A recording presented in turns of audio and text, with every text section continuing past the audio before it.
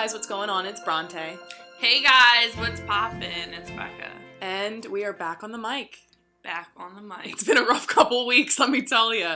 Last week was absolutely awful for me. Becca knows. It was crazy.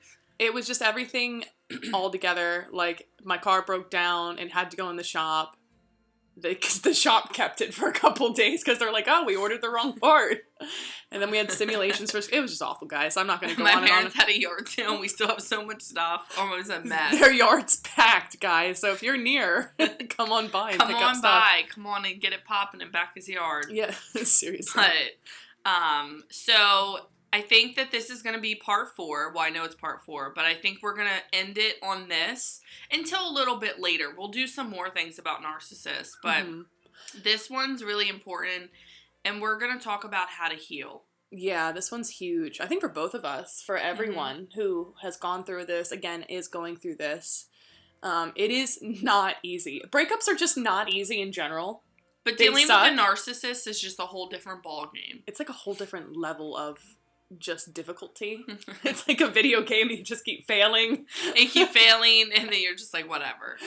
I don't even know where to begin with this, because I'm flashing back to years ago when I had my Yours is years. Mine's only like a year and a half. Which is crazy. Yeah. Like, I'm kind of like scarred for life with it. And I feel like it's great that we can laugh about it now, but it still hurts, like, when you look back. Like, I was scarred for life. It will forever change me. It has forever changed me. Like, as how I act in a relationship. I don't trust people. Your guard's up. My guard is up. And it took me a while to even just be confident in that. Knowing, you know what that is? It like, embracing you have been hurt and not being embarrassed by that. Yeah. And moving forward with that. I think that's a really big thing, too.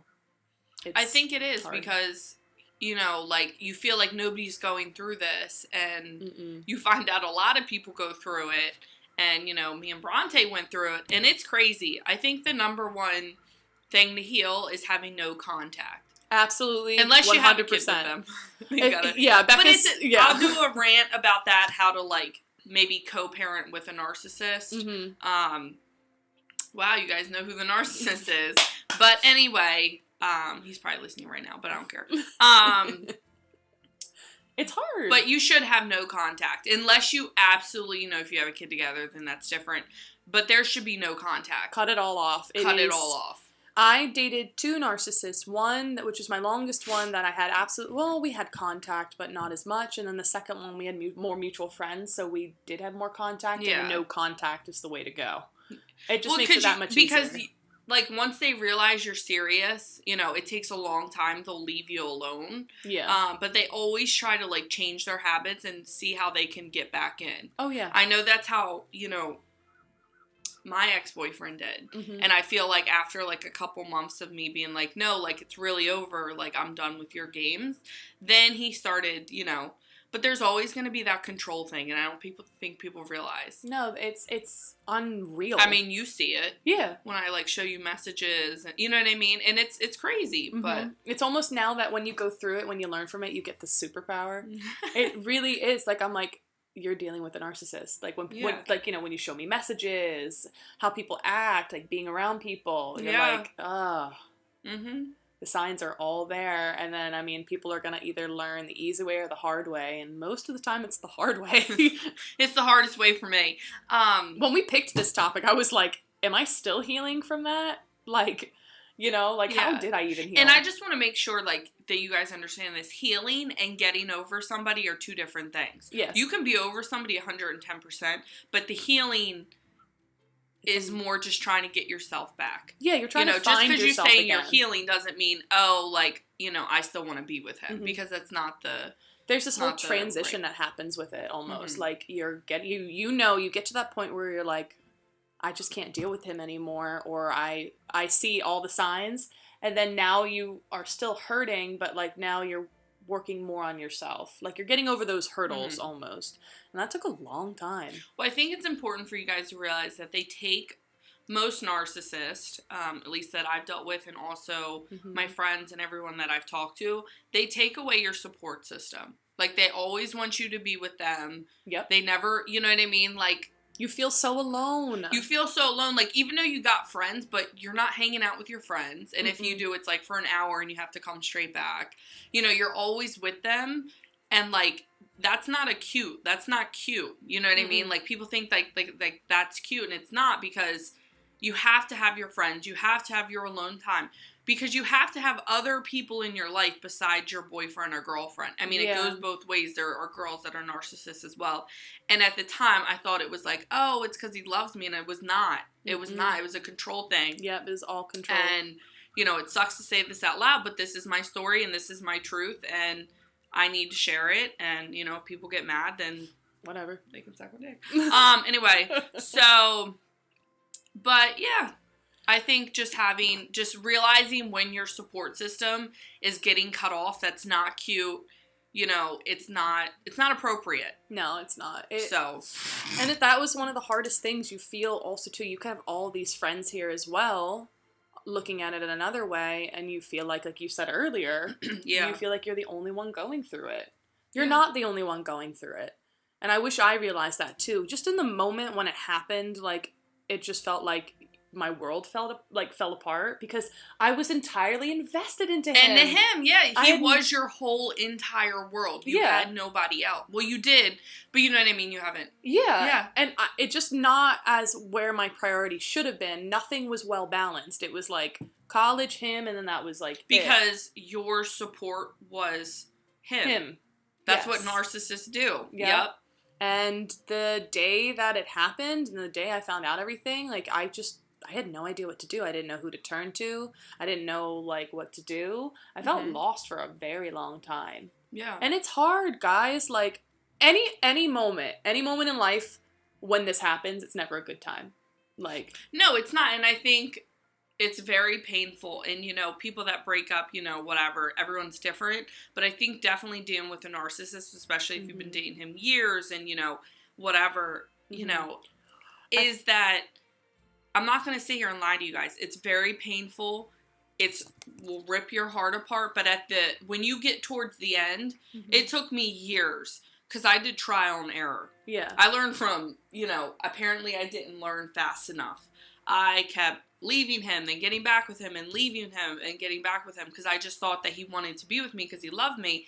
And, you know, maybe he does love me in his own way. And, I always love him. But it's to the point where every time I went back, nothing changed. They only, listen to this. If you don't get anything from this narcissist podcast, please listen to this. They only change when they want you to come back. Yep. And I think that's so important. They only change for a little bit to get you back. And then you're like, why isn't the change staying? Yeah. It never stays. And going off of that was one of the first things, like my first, I had my weeks of crying. I couldn't get up off the floor, guys. Like, my two friends, I have a lot of friends, but that day, I just want to give a shout out to my friends Brandon and Angel. They picked me up off of that floor that day. I couldn't breathe. My mother was traveling, and like, you only want is your mom. Like, that's all you want. And that was a very difficult day. So I want to give a shout out to them, because that just flashed me back to that moment. Yeah. But after that moment, my first couple steps were, because I was in college, guys. I was in my 3rd year of college. Like, that was awful. Yeah. But I remember my first thing, I did a pros and cons list. I had a whiteboard in my room. And it was the first thing, like, when I woke up, it was above my desk, and, like, that's what I got to see in the morning. Pros. What did I miss about him? Mm-hmm. Cons. What do I not?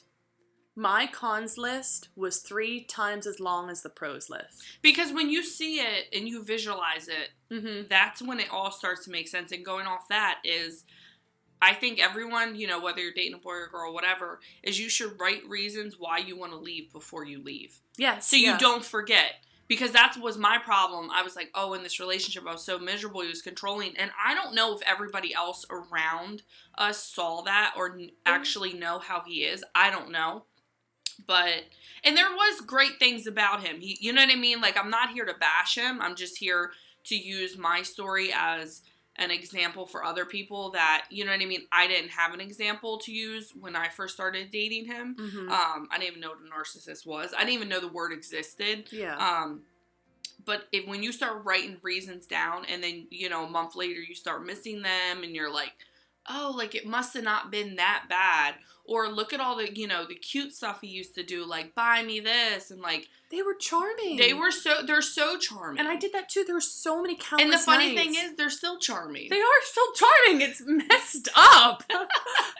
Like, they try to charm you. It's ridiculous. And they always have a little bit of control. They do. Like, they just like control. Whether they're in a new relationship or not, that's just who they are. And it pisses me off, guys, when they're like, oh, I know you. And I'm like, I know you know me.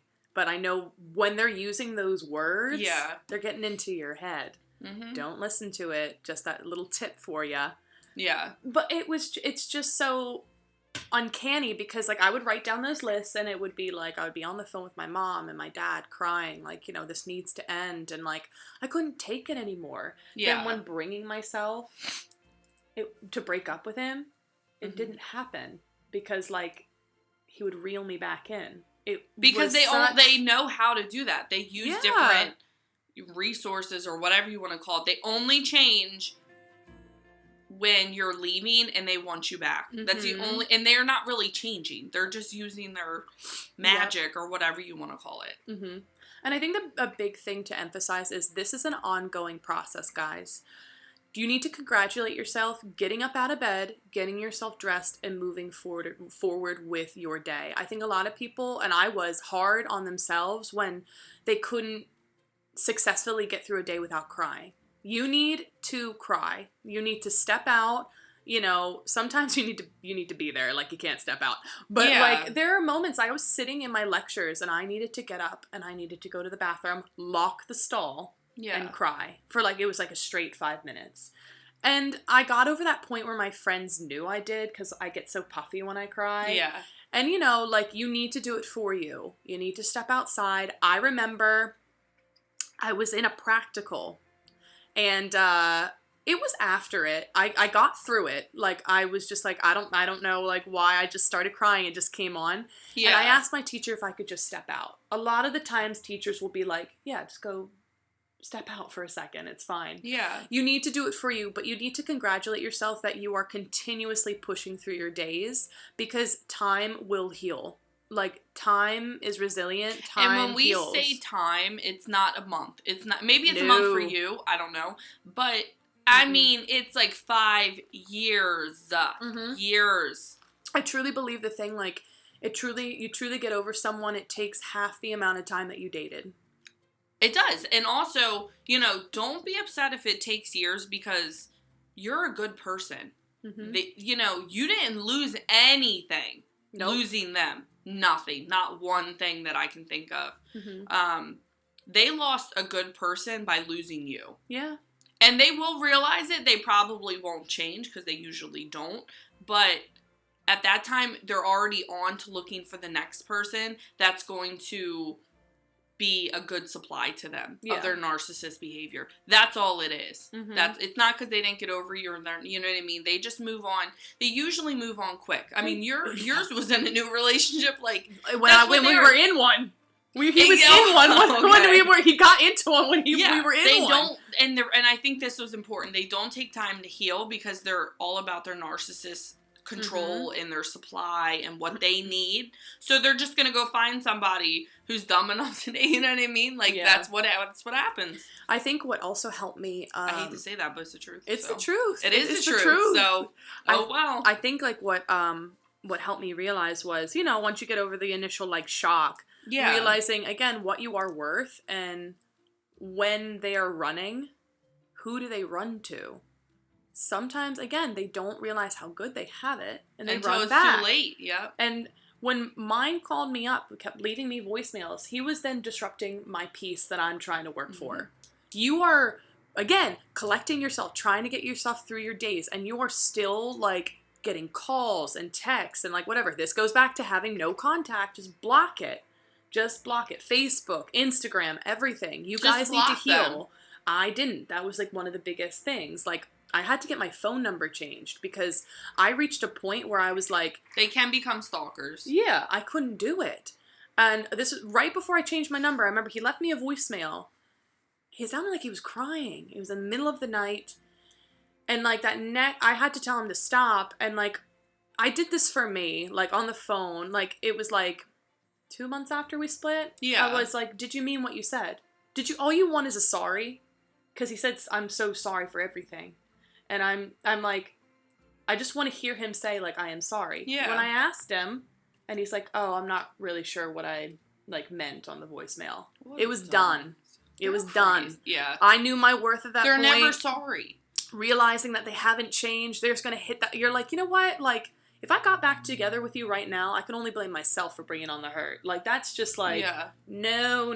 That's what I did. I kept just going back and back. Because there's just something inside me that's like, oh my gosh, she's going to change. He loves me. And it's like, I think that was my hard thing, is because he couldn't change. That means he didn't love me. And I don't think that those two should ever be used together. It's not because they don't love you, or it's just who they are. And they have to work through their demons or, whatever. Yeah. I think another thing that it just hit me now, what was so important was because, you develop friendships with his friends. And the family. That's heartbreaking. Yeah. I had to tell my friends, even my friends, like not his, to not tell me things about him. I'm not going to go tell people, delete him off of Facebook. Like, I'm not going to tell, like, a bunch of people do that for me. What I could do was, I cannot hear anything about him. Like, don't mention anything to me that he got married or had a kid with someone. I couldn't handle it. Like, at the time I could not.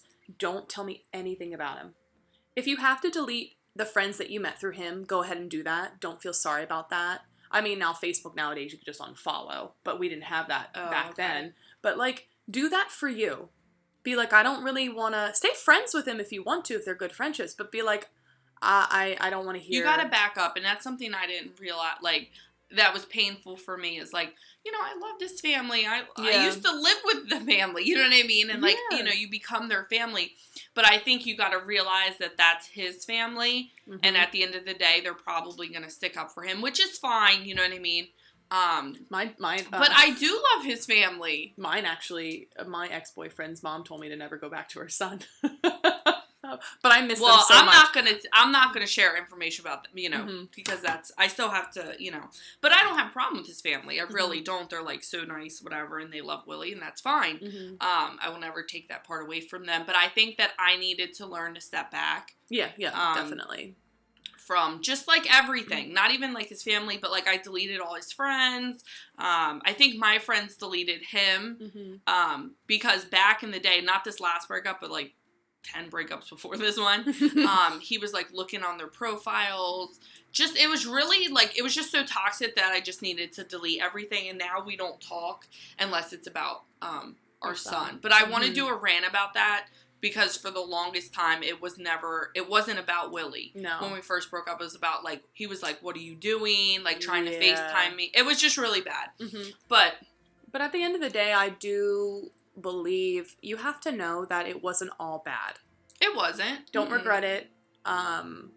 You had some good times. You saw love in that person. They saw love in you. I mean, and I will say that till the day I die, if someone wants to look me in my eyes and tell me otherwise. There were good times, though. It's not all bad. There was. But you have to weigh it's toxic. Like, and can you really carry this on for the rest of your life? You don't want to do that. You don't want to keep wasting years and years. But no, there was good times, and he's